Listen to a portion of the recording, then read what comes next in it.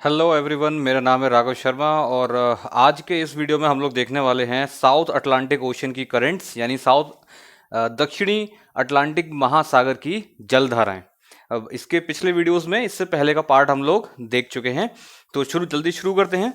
देखिए, आपको मैं बता चुका हूं पूरे अर्थ पे जो इक्वेटोरियल रीजन है, भूमध्य रेखीय क्षेत्र है, यहां पर आपको क्या देखने को मिलेगा, जो समुद्री जल है वो हमेशा ईस्ट ईस्ट टू वेस्ट चलता है। कारण क्या है इसका?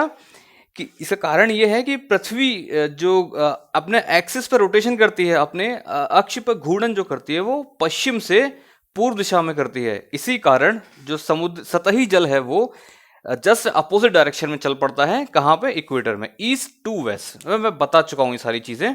तो ऊपर वाले इस धारा को आप बोलते हो उत्तरी विषुवत धारा, और इसी प्रकार नीचे वाली को क्या बोलोगे? दक्षिणी विषुवत धारा, यानी कि साउथ इक्वेटोरियल करंट। मैं इसको बोलता हूं SEC। This stands for south equatorial current. Hindi में इसको बोलते हैं दक्षिण विषुवत धारा। सिंपल सी बात है। ये लाइकवाइज ये NEC हो गया। ये हम लोग पिछली वीडियोस में पढ़ चुके थे। देखिए क्या होता है, जब ये सतही जल ये पूर्व से पश्चिम की तरफ चलता है तो यहां पे ये इकट्ठा होने लगता है।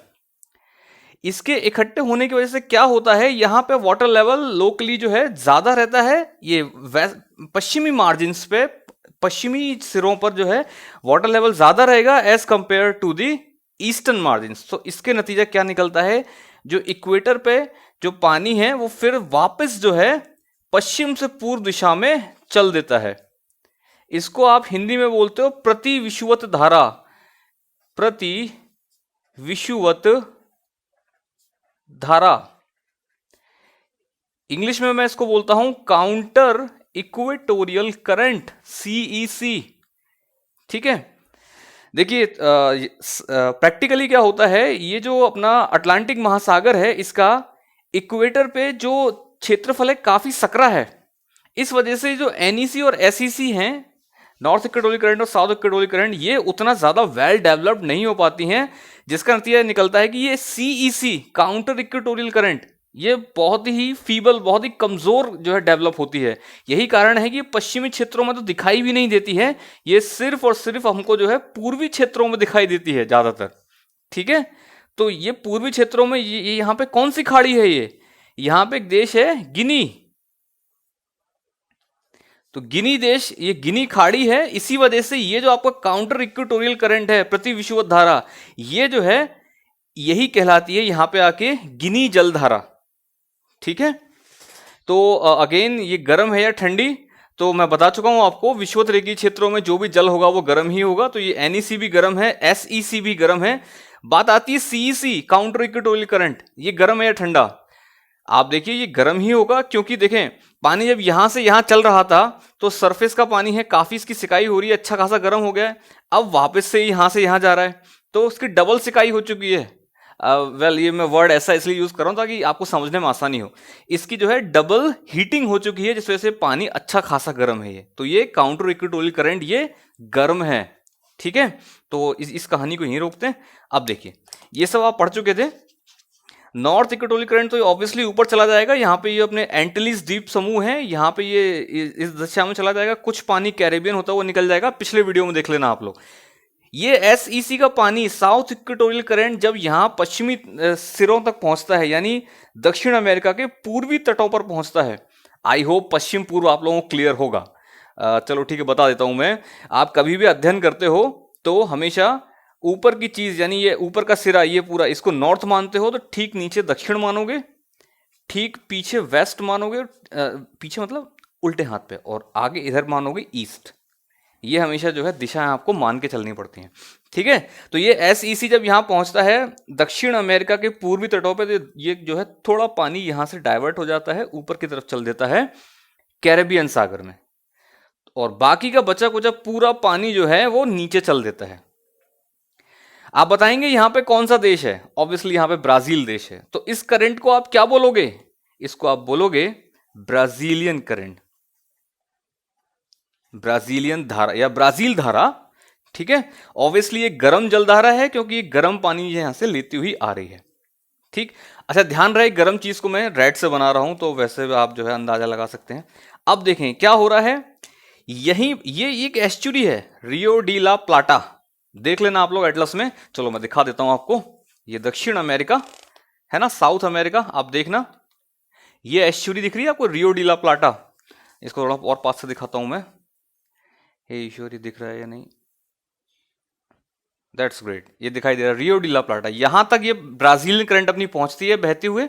अच्छा, ये रहा आपका केप साओ रोक, जहां से केप साओ रोक, वेयर इट इज, ये रहा।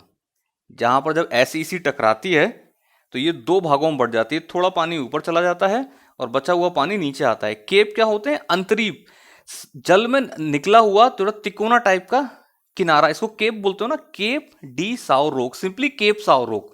जैसे भारत का दक्षिणी जो अंतरीप है उसको बोलते हो आप केप कोमोरिन, है ना। तो ऐसे ही एक किनारा निकला हुआ है केप साओ रोक, दिख रहा होगा।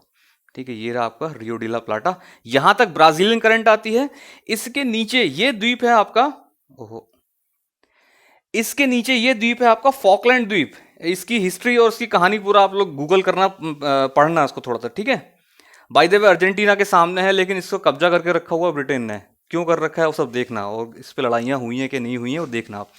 तो यहां से एक जो है नीचे सागर, नीचे कौन सा जो है क्षेत्र है, ठंडा क्षेत्र है, अंटार्कटिका द्वीप है।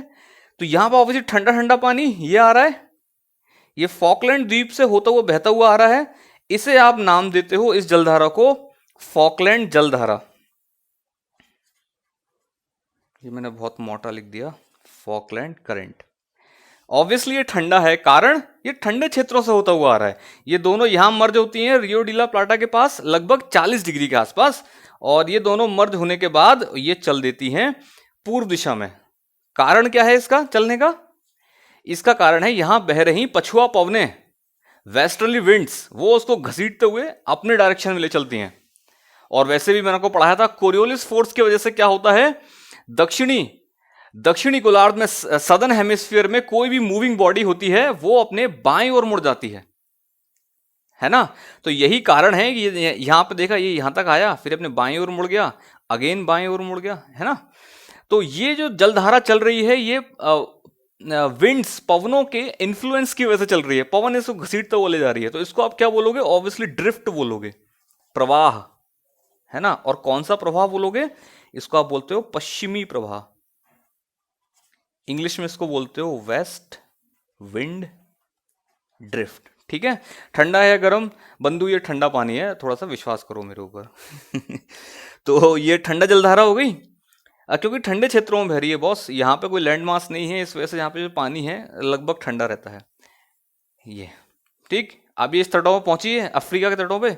अब ये बाएं मुड़ जाएगी, दक्षिणी गोलार्ध में हर चीज अपने लेफ्ट हैंड साइड पे मुड़ रही है। ठीक है, देखिए इसका नाम आपने क्या दिया? इसका नाम दिया आपने बेंगुला जलधारा, बेंगुला करंट। ठंडी है या गर्म? मैंने आपको ट्रिक बताया था, यदि कोई जलधारा इक्वेटर से ध्रुवों की तरफ दौड़ लगा रही हो, उसका डायरेक्शन ओवरऑल इक्वेटर से ध्रुव की तरफ हो तो वो गर्म होता है, और यदि कोई जलधारा ध्रुव से इक्वेटर की तरफ दौड़ लगा रही हो तो वो ठंडी होती है। ठीक है, तो ये आपकी ठंडी जलधारा है ऑब्वियसली। अरे इसकी उत्पत्ति यहां से हुई है ना, इसका ओरिजिन। जब ये ठंडा है तो ये भी ठंडी होगी। इसका नाम बेंगुला क्यों है वो आप लोग मुझे बताएंगे कमेंट करके। चलो देखो मैं बता देता हूं आपको। ये अफ्रीका दिख रहा है आपको, ऑब्वियसली ये दिख रहा होगा अफ्रीका, है ना। अफ्रीका में ये अपना अंगोला देश है। अंगोला में इधर देखो ये बेंगुला दिख रहा है, तो ये जलधारा यहीं से होती हुई बह रही है। इस बेंगुला के आधार पर इसका नाम बेंगुला करंट रख दिया है। ठीक, इस तरह से आपका जो है पूरा होता है साउथ अटलांटिक ओशियन की जलधाराएं। ठीक है, तो इसको जो है आप दोबारा रिपीट करके रिवाइज कर लीजिएगा। आई होप आपको सब कुछ समझ में आया होगा। जो कुछ समझ में नहीं आया है वो आप मुझसे कमेंट बॉक्स में पूछिए, और इसके नोट्स मैं आपको अपने व्हाट्सएप ग्रुप पे जो मैंने बनाया है उस पर आपको इसके नोट्स भेज दूंगा मैं। एक छोटा सा जो है करेक्शन नहीं है, एडिशन है। मैंने आपको लास्ट वीडियो में जब मैंने आपको पढ़ाया था उत्तरी अटलांटिक महासागर की जलधाराएं, तो उसमें मैंने आपको पढ़ाया था, कुछ फैक्ट रह गया था। एक फैक्ट ये है कि जो गल्फ स्ट्रीम है आपकी, ये काफी गर्म है। ठीक है। जब ये गर्म गर्म जलधारा यहां तक पहुंचती है यूरोप के पश्चिमी भागों तक, तो जनरली ये ऊंचाई पे स्थित क्षेत्र है, हायर लैटिट्यूड वाला एरिया है, तो यहां पे बहुत ठंड पड़ती है। लेकिन ये जलधारा गर्म है, इस वजह से क्या होता है, यहां पे तापमान जो है लोकली काफी बढ़ जाता है, केवल इस जलधारा की वजह से। इसीलिए आप जो है गल्फ स्ट्रीम को यूरोप का गर्म कंबल बोलते हो। ये क्या करती हैं, ये गरम गरम जलधाराएं जो है यहाँ के जमे हुए जल को, यहाँ के जल को जमने नहीं देती हैं। ठीक है, इनकी वजह से ही यहाँ पे जो है समुद्री यातायात जो है संभव हो पाता है। ठीक। दूसरी चीज, आप एक चीज देख रहे होंगे कि जो है ये जो आपका गल्फ स्ट्रीम है, ये नॉर्थ अटलांटिक ड्रिफ्ट, उत्तरी अटलांटिक प्रवाह, ये कुछ भागों में बंटना स्टार्ट हो गया है। ऐसा प्रतीत होता है मानो कोई नदी अपने डेल्टा में जब मिल रही हो, डेल्टा के थ्रू जब अपने जो है किसी डेटम लाइन यानी कि किसी समुद्र वगैरह मिल रही होती है, तो कई भागों में बंटने लगती है ना। तो यहां भी बिल्कुल वैसा ही फील हो रहा है। इसीलिए जो है उत्तरी अटलांटिक प्रवाह को गल्फ स्ट्रीम का डेल्टा बोलते हैं, क्योंकि ये क्या है, इसमें कई सारी ब्रांचेस बंटना स्टार्ट हो जाती हैं। आई होप समझ में आया होगा, नहीं आया तो कमेंट में पूछो। ठीक है, मिलते हैं नेक्स्ट वीडियो में। Bye bye.